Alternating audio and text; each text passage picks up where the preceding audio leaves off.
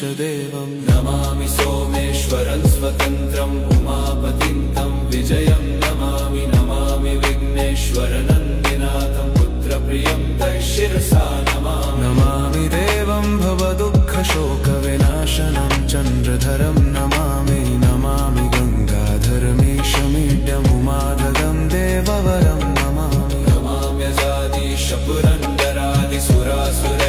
नमाम्यजादिशपुरन्दरादिसुरासुरैरचितपादपद्मं नमामि देवी मुखवादनान इक्षार्थमक्षित्रितयं यैष पञ्चामृतैर्गन्धसुधूपदीपैर्विचित्रपुष्पैर्विधैश्च मन्त्रैः अन्नप्रकारैः सकलोपचारैः